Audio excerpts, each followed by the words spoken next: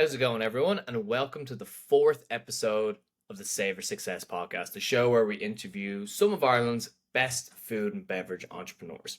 I'm your host, Caolan Cullen, and today I'm thrilled to bring you a conversation with a fantastic and truly inspiring guest, who also happens to be a good friend of mine, Sean Carroll of Impasto 48.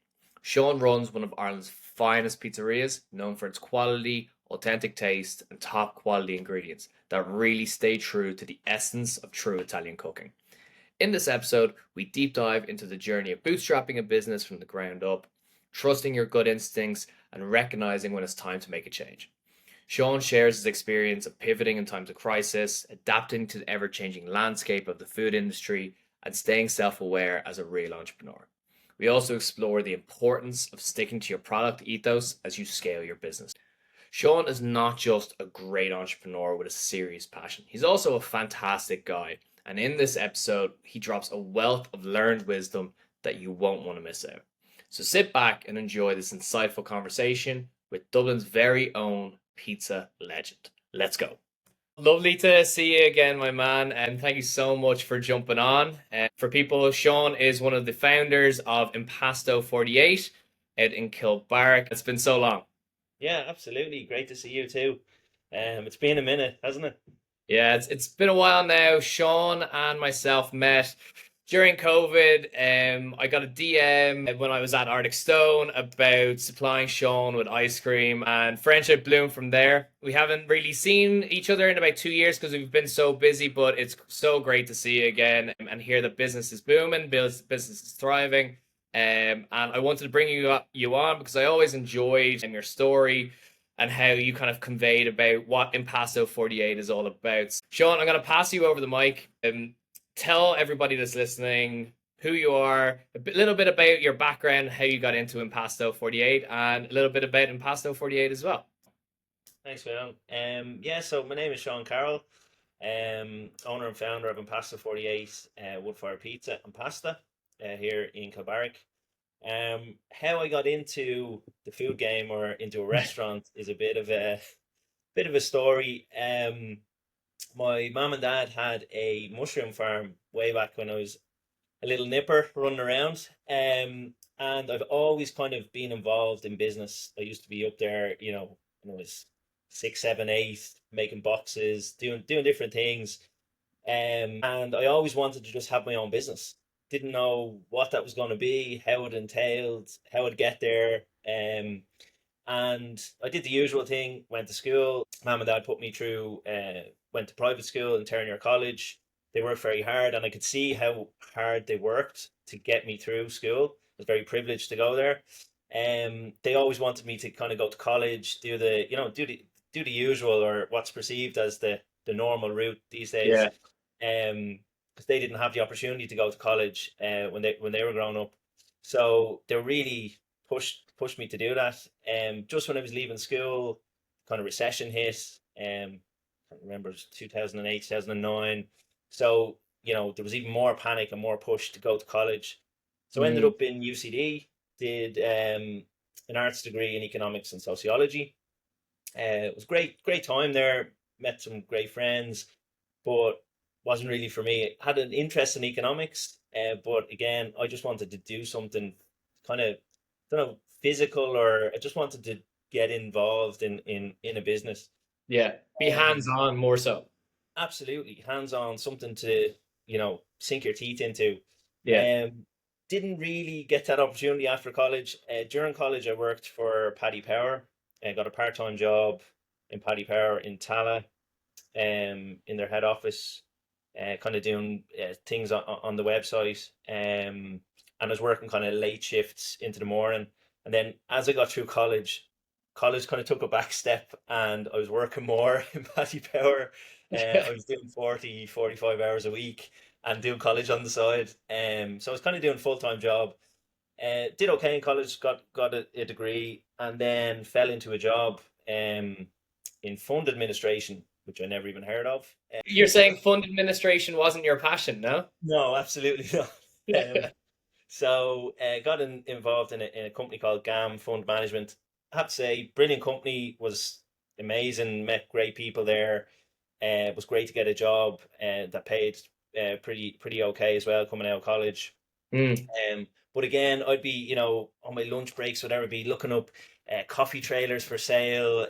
Could I rent out something? I was always looking for something. I don't know, I'd be ringing, my mom and dad after work. What do you think of this idea? Do you think this would work?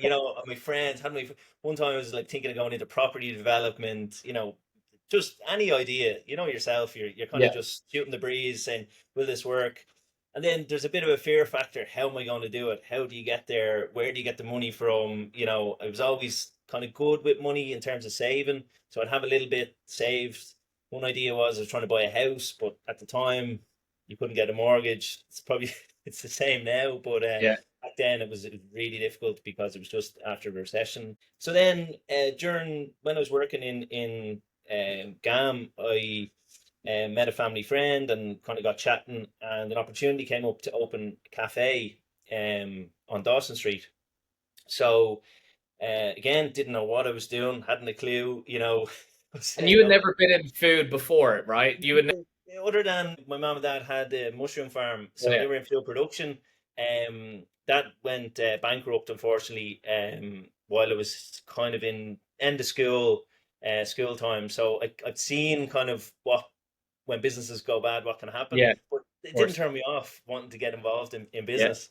It was I can only Sign of a describe true it. entrepreneur. Sign Yeah, of a true entrepreneur there.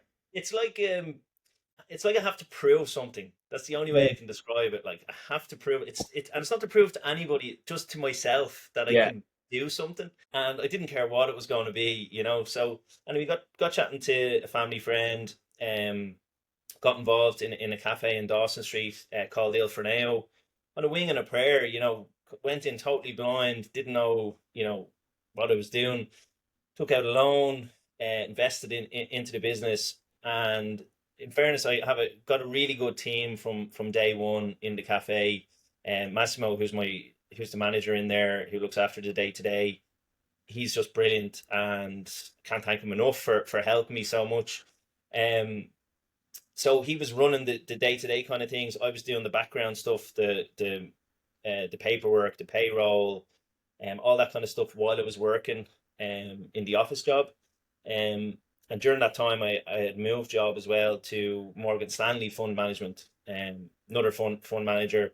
Um, moved kind of just to see if I could get a bit of a graph for fund management and see where Yeah. that would take me.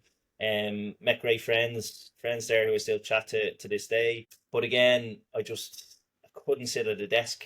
Like I'd be, when you have downtime again, I'd be looking up coffee trailers, looking up, just different things, thinking what's the next kind of niche to get into, what's coming down the tracks.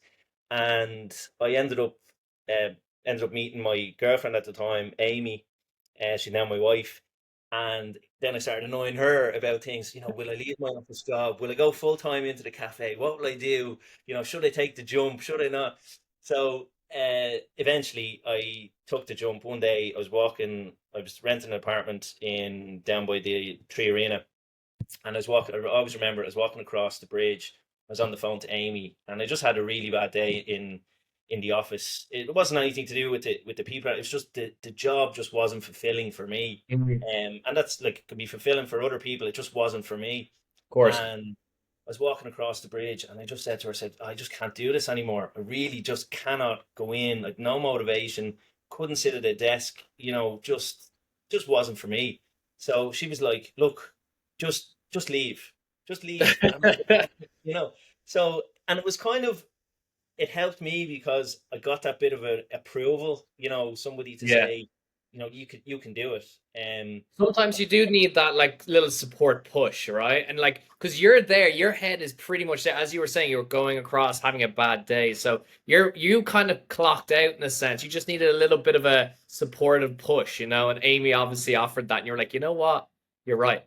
Absolutely. So then left the office, handed in my notice, worked my month's notice, and then went straight into the cafe, actually working behind the counter, making coffees, doing that kind of thing, trying to push the business from actually within the business, Yeah. more so. And that was your first time really hands-on in hospitality, right? From the barista, working as a barista, sandwich maker, all this type of stuff, right? 100%. In cutting bread, making paninis, talking to customers. Chatting to Massimo, what we do, how are we going to get more customers in? Can we, tidy up the display? Can we, just things that we're trying to push. But it was an amazing experience to just take that leap and jump in, and I loved it. Absolutely loved it. Took a big pay cut. Yeah. Didn't care. I just didn't. Money was. I did not care. I could have done it for free. I just. No, I don't it know how wasn't. happy Amy would be about you doing it for free, but Yeah, but there was a lot of chat about that for a long time. But the support was there, which is very important, and it was just amazing to kind of get in behind the counter, and all the kind of worries and things in the back of your head just floated away. It was like, yeah, at the end of the day, what's the worst that can happen? We're on this planet for a certain amount of time. You can only do so much. You have to kind of do what is good for you, and not be entirely selfish, but you do have to kind of fulfill your own goals and your own kind of dreams that you have. Um, because at the end of the day, one day we're not going to be here, so you just have to go for it. yeah. Um, And but that's one yeah, thing that I've noticed, especially with food entrepreneurs, is you need to back yourself. You need to wholeheartedly back yourself. And it's not easy because food, as yourself and myself know, is so particularly difficult. There's so many different nuances. The margins are quite low, but you have to be able to back yourself.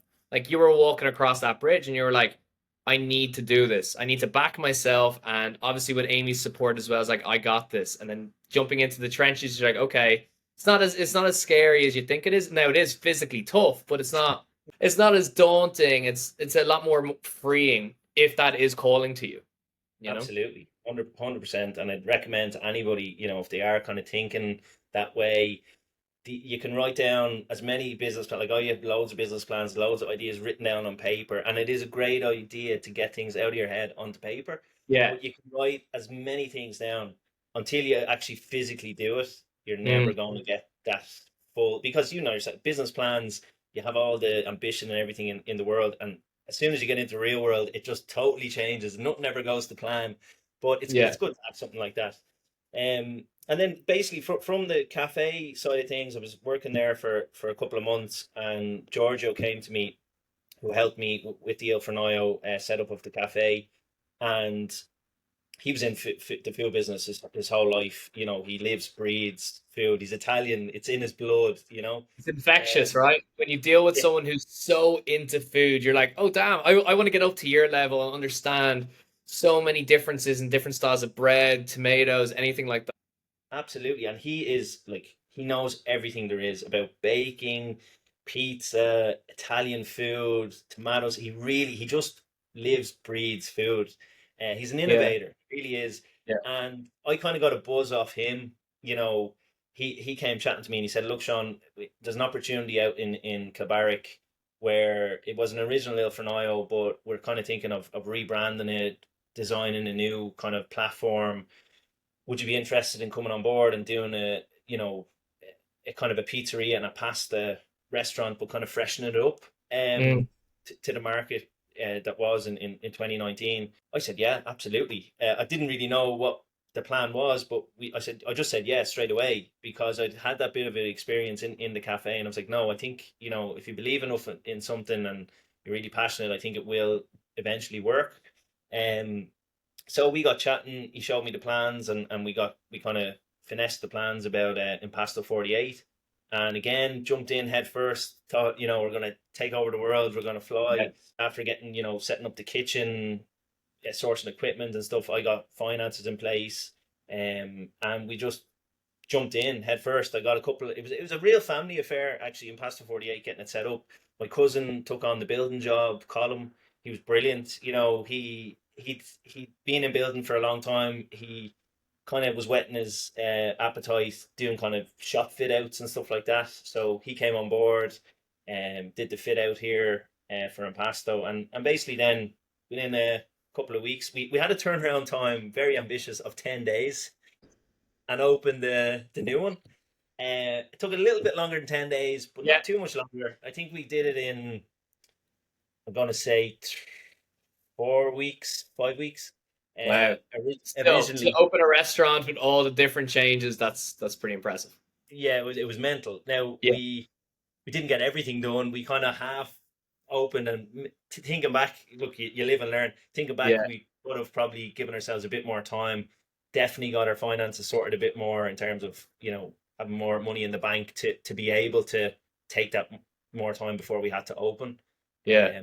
But yeah, so that's how Impasto 48 came to be, and opened up, and here we are today, still So trucking. what was the year you guys opened Impasto? We opened halfway through 2019. I think it was the 31st of July 2019 was our first official day where we served a pizza.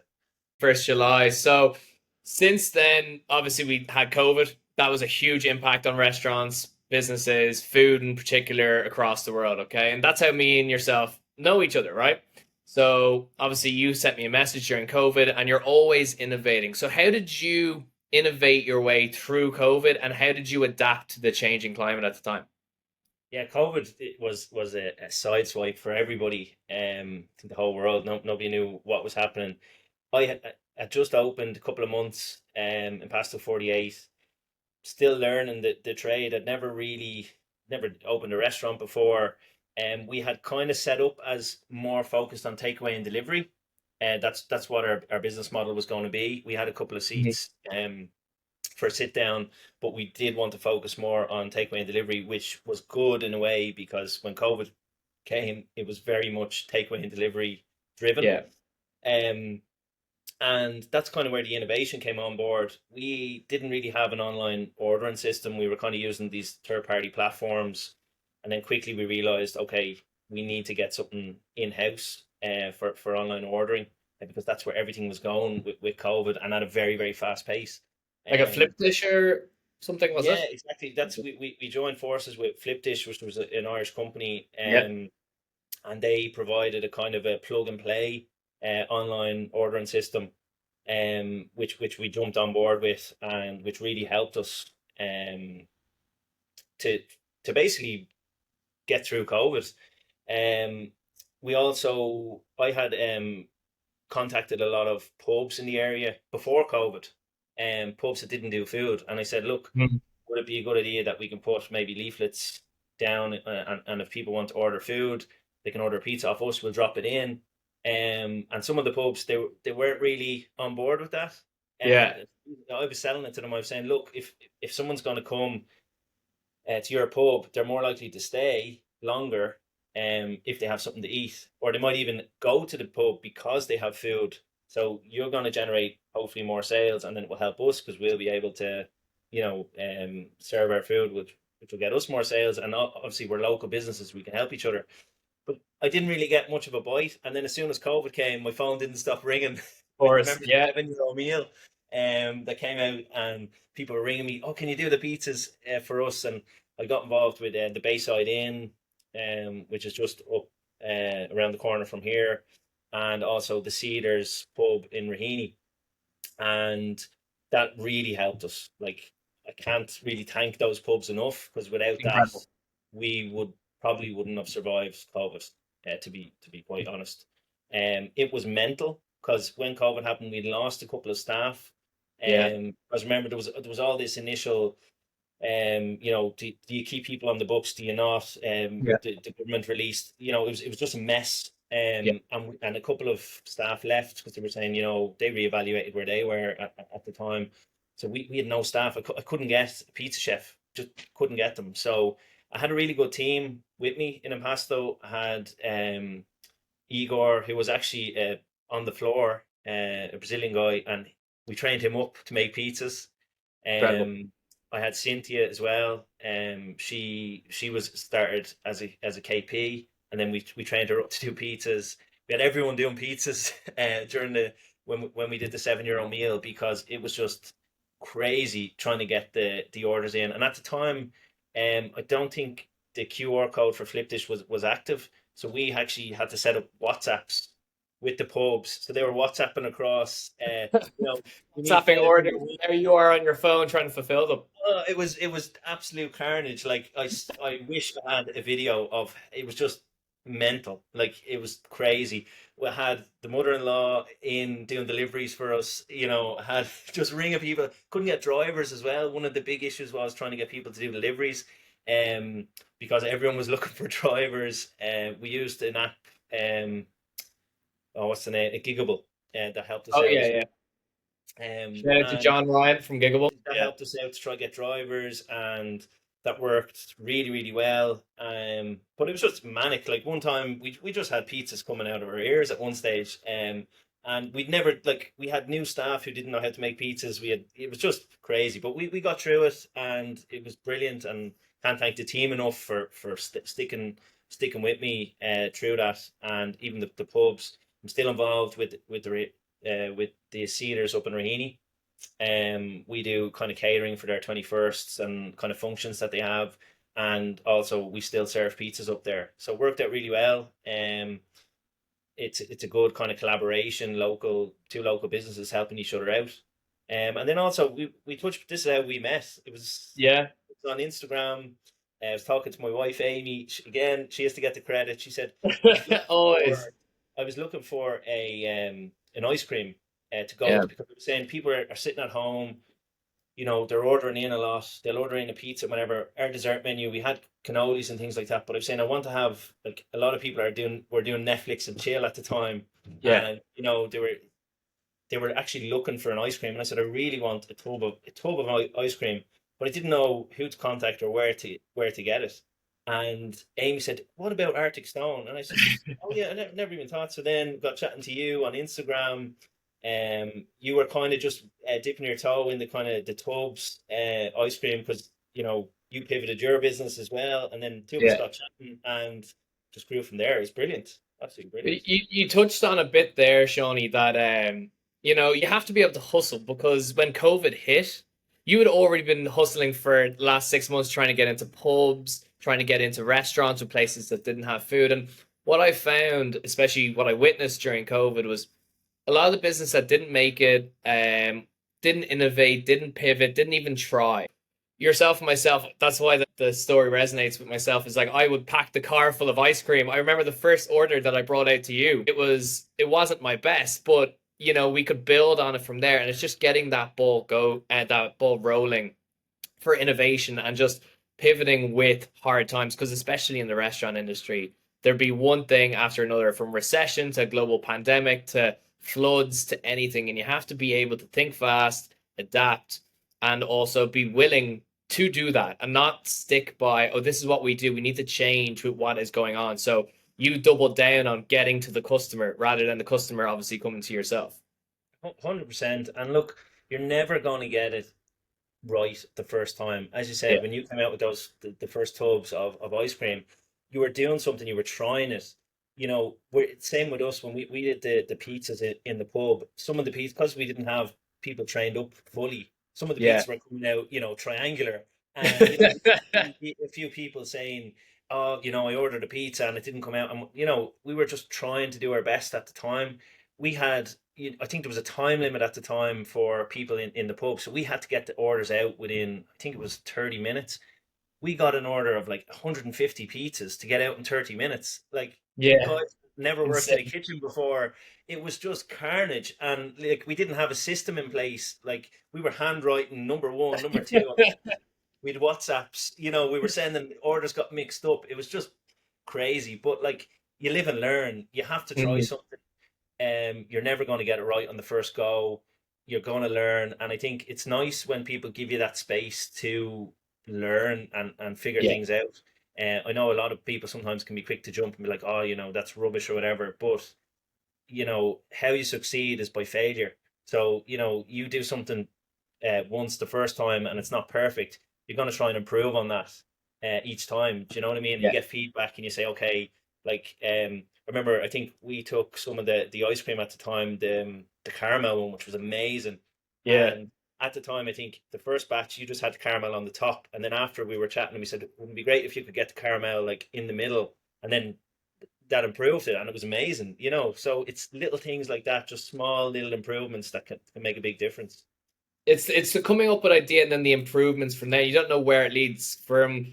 Like, you were one of the first people I saw, even I think I brought ice cream down. We sampled it. You gave the feedback. We trialed it out, and then we kept improving, improving until it got to the point where this is actually a really good, viable product. And that's the same for yourself as well. You're mentioning the WhatsApp on the phone. I had to get a new phone because I was doing the same thing, WhatsApp orders as well. People were texting the business during COVID, and I was like, had the two phones going at the same time. Um, You have to be willing to get it wrong, especially in food. And the critics are out there, which is true. But majority of people, I think, are quite nice-hearted. They're willing to help you. They're willing to understand as well, and be like, look, can you make this a bit better? I'll get it again, and give you another shot. So you always need to just come out with the idea, be willing to fail. And I loved what you said there about failure. And it's really important when it comes to food because, you know, you're still standing to this day, and a lot of businesses aren't. And you have to ask yourself why that is. And it's because you were going into the Cedars pub, it's because you were going into the Bayside pub and trying to get your pizzas in there. And as you said, that innovation is what kept you alive. 100%. You just jump in and see, and that's all you can do. Yeah, Just try and see how you go. for Um, sure. You mentioned earlier about Massimo, right? That he is a powerhouse behind Il Fornillo. So I wanted to quickly talk when it comes to about food, about the team that you build. What do you look for when you're building a team, and how do you know when the team is just like clockwork that you're like, I've done it, I've put a great team in here? yeah, the team, like, it's so important. Staff is really, really important, and that kind of came to a head during COVID when it was really, and just after COVID when it was really difficult to actually get staff. Yeah. And I've been blessed in Il Forneo that Massimo's been with me since day one. We're there for 5 years now, maybe six, I think. Mm. And same in Impasto, I've Morella, who's been with me from day one. She's the head chef here. And to have a team that you can rely on, and if you're not there, if I'm sick, or you could be away or whatever, you need to be able to rely on people, Yeah. and step away from business. Like, I remember when I first started in Pasta 48, I was in the business a lot at the start because I couldn't really find people, and I couldn't grow the business, or look at the business, see where the problems were, because I was actually doing tables, waiting Yeah. tables, washing dishes, doing deliveries. I had to jump in. Like, sometimes the driver wouldn't show up, and you'd have one driver on the go, and you might get a few deliveries in, and they'd be late. So I'd have to jump in the car while I was waiting tables. Then there'd be nobody waiting. So it was just mad. But to find really good people, it is difficult, and one of the best ways is referrals, I think. So a Interesting. couple of people that joined our team in the cafe were Massimo's friends or friends of friends, and I knew they'd be good because he was referring them, and they had experience in, he'd worked with them before, so he was able to tell me, "No, this guy's good." And we also have people that come in and just drop in their CV, Yeah. and I always think you can only tell so much from doing an interview with somebody. I always get somebody in and say, "Look, come have a couple of hours in the place, do a bit of a trial, see how you get on, Yeah. kind of judge somebody, how you can chat to them, if they have a bit of, if they're easy to talk to, a bit of banter. I never want to have a really formal work environment. I want people to feel comfortable, be themselves, because I think that's when people are able to bounce ideas off each other. They're able to, work under pressure because they trust the person beside them. Yeah. Um, and I think, that's a real core. I remember because I've been in corporate world where there's a lot of structure, and Yeah. that can work in certain instances. I Depends on don't the really like industry. Yeah. It's not really. necessarily suited for the hospitality industry in a sense. Yeah, exactly. I think you need to have different characters in the hospitality industry to make it work. You need people that are bubbly on the front of the house. You need people that can work under pressure in the kitchen. You need people that aren't afraid to get down and dirty in washing the dishes. Yeah. Like, they are jobs that have to be done. And the other thing is, it's about having a team that help each other out. Like, I don't Yeah. like having someone in the kitchen, say a chef, who will turn around and say, "I'm not washing the dishes," Yeah. because KP didn't show up. It's like, no, we'll all jump in. Like, even people on the floor sometimes have to jump in and wash the dishes if KP didn't show up, or Mhm. vice versa. If someone needs a hand in the kitchen, get a knife, chop the veg. It's all about helping each other, and getting through the day. And I think that's really, really important. For sure. Do you know Danny Myers, the founder of Shake Shack, Union Square Yeah. Cafe?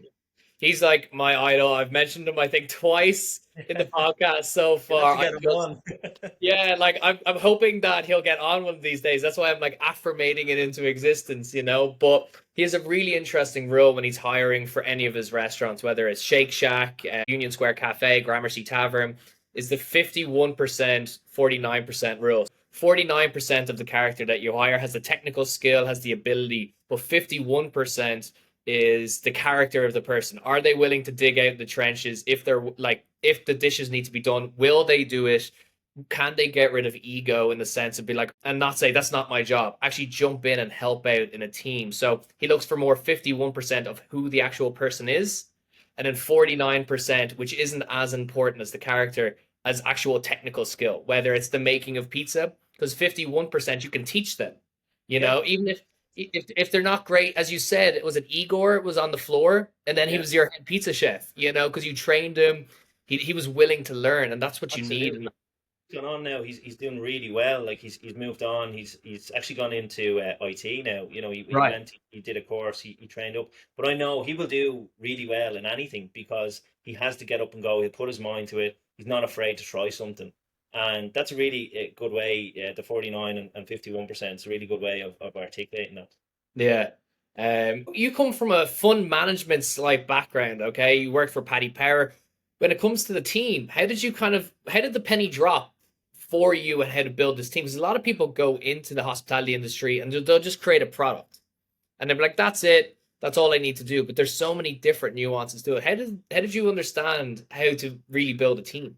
Well, I learned on the job. So There- originally, yeah, totally learned on the job. In Impasto at the start, we were short on staff. We didn't really have a full team. We had good members of the team that we had. We never really had a full team. At the moment, we're blessed that I really do have a good team at the moment. We have front of the house people. We have a couple of kids from school just finished school, did their leaving cert that can jump in on the part time shifts when someone's on yeah. holidays or when we need weekend when it's a bit busier. And even like before, as I said, I was doing a lot of the filling the gaps. I was doing the floor, I was doing the deliveries, and then I realized in the last kind of 18 months or so, maybe 2 years, I said I have to try and get people in place in positions in the team. So I need someone who's like head of front of house. I need someone. We have someone in the kitchen. I need someone on the pizzeria who can really look after that. And that kind of came with experience because originally, I'd be worried about, cost would be an issue. You'd say, oh, well, look, I'll do the quiet day on a Tuesday or a Wednesday. I'll do the floor because I won't need to have a staff member to do that because I'll save a Yeah. few bob. I was like, that's not the way to look at it. That was a real kind of hard lesson in running a business. I was saying, that's a spend that you kind of have to do to be able to grow the business. Because if I'm on the floor all the time or every Wednesday, how can I think about what I did during COVID, where I knocked on the door of a pub, or try and get catering, outsource catering or events and things like this. You've only so many hours in a day, so if I'm there, serving the tables all the time, how can I grow the business? It's not going to work. So Mm. like figuring that out, it kind of happened as I was in the job, rather than I didn't really get much experience from the fund where I worked in the fund management because I was part of a team. I wasn't kind of a head of a team. Yeah. So being head of a team and a business owner, I learned that on the job, and I think I've gotten better at it now. Um, but I've nobody to tell me that. I'll have to ask the guys, am I a good manager or not? Yeah, well, like, look, self-awareness and to actually even understand it. Like, some people think that they're better with people than they are, but you're constantly learning and constantly improving to understand. You have to take a sit back and be like, okay, this is what I need to do here. I'm gonna let the guys run the business, let them learn from experience, and in ways empower them to get better. And if they need a bit of training, I'm happy to do it. And that's one thing that I always liked about yourself is you're willing to train and get people into a better position, help them out. Because a lot of people I know with cafes or in food will just put some, or even any industry, will just put someone in there without any proper training. And if they're struggling, they don't help them, Yeah, you know? and it's not empowering for the team, and it's not doesn't provide the team with any extra growth as well. So when it comes to it as well, Sean, like a lot of this podcast, a lot of people that listen to food podcasts, entrepreneur podcasts, it's all about self improvement. And you're talking about Igor there. He did the course and he went on. He's always going to do well. What does it mean, self improvement for yourself, and how do you tie that into the business? Self improvement is really important. I've realized over by being in the business that I've had to take a step back and reflect. I think reflection is a really important part of self improvement. Whereas before, nobody likes to reflect on their kind of their weaknesses or their downfalls. One thing that I realized um, a while ago was I didn't really like taking criticism um, on myself. I kind of shut down, like say Amy or my dad or something would say, "Oh, you should have done it this way," and I'd say, "But I didn't do it that way because of this." I'd be coming up with Yeah, excuses rather than sitting back and saying, "No, actually, they're right." yeah, I should have done it that way. I need to sit back and see where did I go wrong with that. And another thing was I tried to do everything, and I've realized now that I can't do everything. And that was kind of a thing I have to try prove to myself that I'm, nothing. There's nothing I can't achieve, which yeah, is, it's a ridiculous way of thinking. But you need to have that fire in the belly to be able to, I do want to achieve things, but like yeah. for instance, like marketing and things like that, I can't do that. I've tried to do it, on Instagram when I first started here. I'd be taking videos, say, oh, I want to show people the behind the scenes. I realized that takes up a lot of time. Mm. I don't know how to even take a good picture, never mind, do a video and all this. So, like, I said to myself, I can't do that. I need to find somebody to do that. Now, I'm trying to find someone to kind of do our marketing. So, if anyone's out there and they're interested or they have experience, hit us up and we can have a chat. Let's see what And we can do. that's the improvement that I think I've made personally is realize that I can't do everything. I need to ask people more for help and assistance um, and get their expertise. Like even talking to people like yourself, you've been in the trenches, the pitfalls, the things. So I'm able to even ask, what's your experience like? And you can give me Yeah, some feedback, say, oh yeah, I did that before, Sean. This is what went wrong and that kind of thing. Um, but I do think self improvement is a huge thing. I've looked at doing some courses. I've done a few Leo courses, the local enterprise office courses, which yeah. are pretty good. They're Um, helpful, yeah, they really do, and it even puts you in the mindset of improving because you want to do the business to do better, and you want yourself to either be a better manager, better with finances. That's something I struggled with terribly, So, oh, shocking. But like even marketing or something, just so the business does better, and therefore you're improving on yourself. 100%. And I did a course. I think it was run by it was a masterclass course run by the local enterprise office, and during that course, one of the key takeaways of it was the guy said, "Look, just take an hour a week and sit down and turn your phone off and turn everything and just think about the business. Just write a few things down because sometimes you can get so caught up in the day to day that you don't take that time to just see where small and like everyone wants to make huge big improvements, but sometimes if you just make a small improvement, it can make such a difference over a long period of time. For And sure. so that really has helped. And time management as well. Me and time, as my dad always says, me and time fell out a long time ago. So I'm taking that. That is excellent. That is yeah, so so time good. management isn't my strong point, and I realize that. And I tell people, if I'm ever going to meet them or whatever, I say, look, text me before. And I know sometimes, some people say, but it's up to you to make it. I said, look, I've tried everything, write things down, put reminders on my phone, do all this. It's just I don't think I'm ever going to grasp it. I Yeah, don't think it's ever going to be a marriage made in heaven. So time management, I am trying to work on it, and I know it's a pitfall of mine. Um, but I've kind of come to the terms that I'm not sure I'm ever going to get perfect at time. But it's stuff like that, small improvements that if you realize that you need to improve somewhere and look at your weaknesses and take time to try and get better at them, but also realize that you're never going to be an expert in everything. yeah, Stick to your strengths also. If you're good at one thing, try and double down on that and outsource things that you're not great at. I think that's really important. For sure. I think we all have our blind spots. As you said, time, myself and yourself, time is horrendous. I'm surprised we even got found the time to actually meet each other over the years. I think we were both always late. See you in 10, I'm 20, running 20 minutes late. But I think everyone has blind spots, especially as an entrepreneur. You're caught up in the vision and the idea and potentially the product, and then you're looking after the team and the leadership, and you can't do everything. So you need to put in the team and put people in the right seats as well on the bus.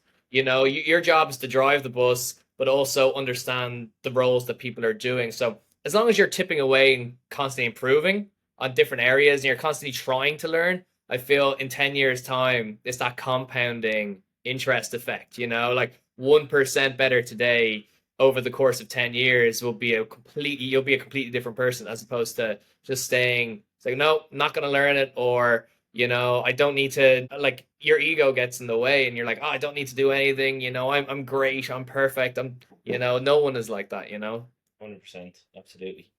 For sure. And we're almost done here now, Shawnee. So what I want to do is, for yourself, right, what is the overall shining light for Impasto 48? So what is the thing that separates you guys from everybody else? I've tasted it. It's definitely, for me, one of the finest pizzas and one of the best pizzas in Ireland. Honestly, I'm not just saying that because you're here. I got you on because I believe I have people on the podcast who I believe their product is amazing, and yours is, and it truly is one of the best in Ireland. For you, what is your shining light for Impasto 48? Thanks a minute for that. Sure. The shining light, I think, our philosophy is just keep things simple. We don't overcomplicate things in terms of the ingredients that go into our pizza. Our main thing is it's in our name. Impasto is the Italian word for dough, and 48 is the hours we leave our dough to ferment. So Okay. you can't have a nice pizza without having good dough. And our Yeah. dough, I think, is the best in the country, Yeah. by a mile. I vouch. And then, the ingredients that go on top of that dough, we have, we get our tomatoes in from Italy, and Giorgio looks after all the sourcing of ingredients. He goes over to Italy quite a lot, and he'll pick out suppliers and import product into Ireland. So we'll use San Marzano tomatoes. We try and you don't add anything to the ingredients. So, like, our sauce will have a bit of salt, basil, and olive oil. That's it. Keep it And simple. tomatoes. Keep it simple and let the Quality. ingredients speak for themselves. The other thing, like our menu, our pizza menu, a lot of our pizzas don't have a lot of toppings on them. So we Yeah. always say, like, the four topping rule. Try not go over four toppings. Now in Ireland, people like to load They everything, just throw it all on. meat feast and all this on a pizza. Domino's really ruined the art of pizza in a way, because you Yeah, throw on 12 different toppings. yeah, 100%. And, like, just keep things simple. Like, we have an Impasto 48, our signature pizza. It Yeah. has tomato sauce, Tattarini tomatoes, buffalo mozzarella, fresh basil leaves, and a tiny sprinkle of Parmesan, just for a little bit of Incredible. flavor. But, like, they're really simple ingredients. But when you put them together, I'm telling you, it's a vegetarian pizza as well. A lot of Yeah. people say you have to have meat on a pizza. Just try that pizza, and I'm telling Yeah. you, you'll just be blown away by the flavors. Real fresh, really really nice taste. And that's it. Just keep things simple. That's what Italian food, the base of Italian food is Exactly. don't overcomplicate it. But if you use good ingredients, good fresh quality ingredients, put them together on a plate, it'll work. And it speaks for itself. You went through probably the hardest time of any restaurant during COVID, and you came out the other end with your customers. The product really spoke for itself as well. So I vouch for it. I think it is honestly one of the best pizzas, and it's the simplicity and the quality of ingredients really what makes it. There's not a whole lot of noise on the plate when you're trying to eat it, like when you go to some pizzerias, for example, when it's just like you're overwhelmed. It's just simplicity, the way Italians really, really want their food. When it comes to it as well, the vision for Impasto 48, Shawnee, some people, is growth, more stores, kind of the mindset, or where you guys would like to be in 3, 4, 5 years time? Yeah, originally, I had world domination on the mind. We set it up as a kind of we wanted to kind of maybe go down the franchise model route Mm. eventually. I've Yeah. never done that. I don't really know how to do that.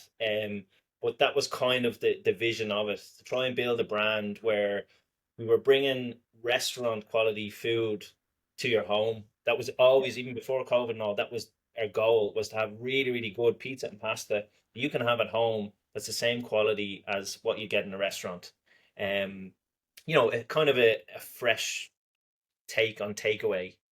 Why do you have to settle for like rubbish food as a takeaway? You should be able to Yeah. get good quality food for takeaway. And that was kind of our goal. And then we have the restaurant attached onto that as well. So we just want to keep things simple here. We're not trying to be Michelin star or anything like that. We just want to be good quality food for a decent price, and family orientated. So the plan was to kind of is to grow the business and maybe have a couple of stores, and things like that. And I think I've learned that originally I was so focused on this little baby and being in the shop so much that was never going to happen. And in the last 18 months, I've reflected and I said, okay, how am I going to grow this business? How am I going to take it to the next step? Where we have a second store or a third store. And one option that I'm looking at is maybe a franchise model, or else trying to maybe grow it ourselves, which is harder because we've basically bootstrapped the business so far. Any bit of extra money we have, we're kind of or get another table in, or just reinvesting into the business all the time. So Do that's set up the franchise model. Let me know. I'm all in. yeah, I'll do 100%. it. I'll set up in New York. I'll set it up anywhere because I really, really do believe what you guys are doing is so the people need to see it. The people need to try it, honestly. Yeah, yeah, absolutely. Thanks a million. And yeah, if we get into the States, that'd be absolutely brilliant. All right, watch this space. You never know. You never know. So the goal is now just to keep improving the business, increasing the revenue, and really optimize what you guys have, and then therefore grow from there. Yeah, 100%. Let's focus. Let's get the business kind of as lean as possible. Get it, like, we haven't reached our potential with this shop yet. We Yeah. get that maximized, and then we can say, okay, this model is really working. We have it down to a T. Where do we take it next? Do we open a second shop in Dublin or in Ireland, or do we go franchising it? I was kind of toying with the idea of this dark kitchen, because trying to keep costs down just for takeaway and delivery. A lot of people are online now. If they don't really, you don't really need a storefront. So I'm kind of toying with that idea as well. Um, could we open a dark kitchen and just do takeaway and delivery from there? Yeah. Um, we'll And I see. think you're at the forefront of a pizza revolution in a sense as well. Like these early 2000s, people were just like Domino's, Pizza Hut, 4 star. But now people really understand how good authentic Neapolitan style pizza is. You cannot beat it. It's phenomenal. So you're at good momentum now. So it's good to be seeing that you guys are growing and that you're looking for growth as well to continue on spreading the good word of pizza as well. So I'm excited to see what you get up to over the next couple of years. I really am. So I'm buzzing for you, Shawnee. I really, really am. Thanks a million. Hopefully, Appreciate it. yeah. So, Next time we chat, we might have a couple more stores. You never know.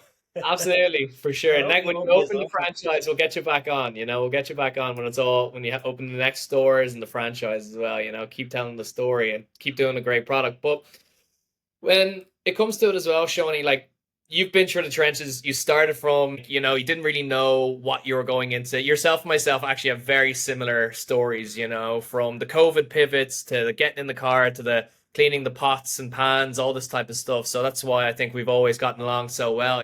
We see ourselves in each other. But what advice would you have for younger Shawnee or even someone that's like, I want to get into the hospitality, pizza, cafe industry? Because I get messages the whole time. So what advice would you give to someone?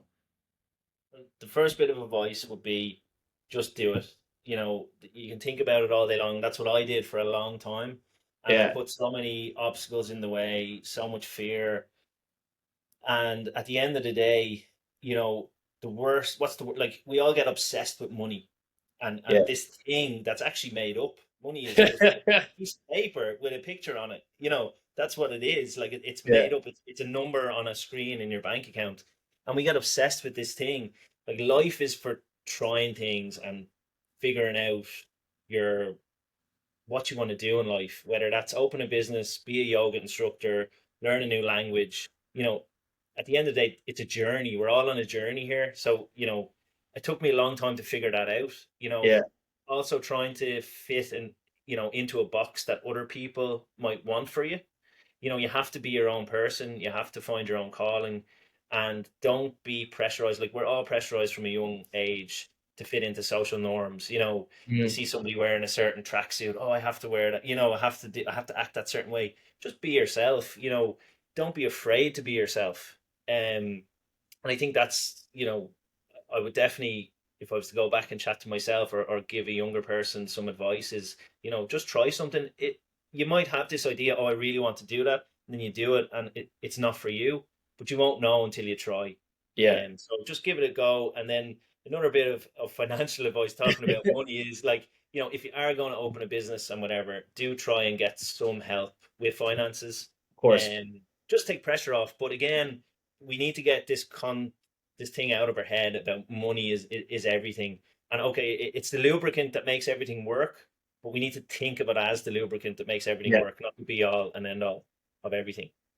That's Um, a great message to anyone, really, that if you're hyper focused on money, because I see it a lot as well these days, to be honest with you, and people are like hyper focused. There's so many like get rich quick schemes now with like social media. There's so many, and it's just not the way you can do it. It's either hard work and doing something that you want to do as well. So it's great to see from yourself the message like try these things, go out there. If you want to set up a cafe, get the ball rolling. And if it goes wrong, it goes wrong and you fail, you can just, all right, let's go again, or start from scratch, or go off and do something else. It's about trying, and life's for living, as they say. Absolutely. Like, you can do so much in this life. My parents lost their business, that they worked so hard for. My Yeah. mom went back to study insurance, at, I think she was 40. She had three kids. She's Yeah. now has a totally, actually, I think 35. She has a total different career now from Mm. where she was as a mushroom grower. My dad as well, he started out, working as a bin man, worked his way up, had his own Yeah. business. Now he's, he rents things out. He was involved in fisheries. There's so many things out there that you can do. Just just go for it. You can go from a fund management to a cafe owner to a pizza shop owner as well. You can do all these things, right? 100%. 100%. Yeah. Living proof right here from yourself as well. So there are so many people doing great jobs out there in the food industry in Ireland at the moment. Who do you think is doing a great job? There's one guy I have to mention. He's a guy I just met, kind of like yourself. I just went to his cafe and his restaurant. Got chatting to him. He's a great guy. Will. Um, can't remember his second name, but Will, and he owns One Society there on Parnell Street. Really, really great guy. He's doing amazing things. The food he pushes out is really top class. It really is. Um, he's just taken on another location, which is very, fair play to him. It's, Yeah. it's not easy now to open hospitality places, and I wish him the best of luck. I think he's released where it's going to be. It's going to be in Smithfield, in the old Thunder Cult Alley. Amazing. So I wish him the best of luck, and I've no doubt it's going to do really, really well. He's going to do big things. I think, he really is. He's really very passionate about food, and he does, like, his brunch is top class, best in Dublin. I look forward to trying it. It sounds excellent. Fair play to Will as well from One Society. Like to open anything right now, take some serious goal, and to do it twice and to open another restaurant and aim for growth in a very tough industry is incredibly impressive. So I wish him all the best of luck. And anyone that's listening, you have to go try it anyway. And thanks, Shoni, for that recommendation. It's great. But Sean, like, where can people learn about you, find you online? So our physical location is 55 Cabarrick Road, Raheny, Dublin 5. We're on the north side, even though I'm a south side boy. We'll leave that part out. Believe that, yeah, exactly. And then go to our website, pasta48.ie.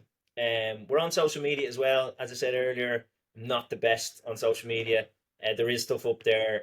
We'll try get somebody who can do that side of things, and try and get more information out there. But definitely our website. If you're looking to order delivery or takeaway, You can order it there.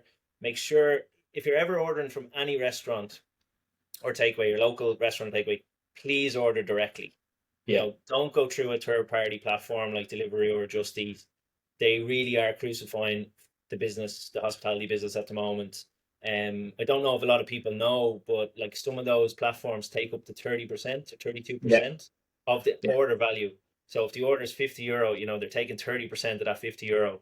That's the Plus majority of your margin gone, right? 100%. Plus, they take a service fee off the customer. So if you order direct, the chances are you're going to save money. You're going to help that business as well. Yeah. So please, please, please do order direct. But in terms of our place, you can go to our website, pasta48.ie. You can order from there, or you can book a table, come in and dine with us. We have a full restaurant, full menu. We've beers, wines, the whole lot. So you can come have a nice date night or a family night here. So yeah, that's where all the information is. You can email us if you want as well, and pasta48@gmail.com.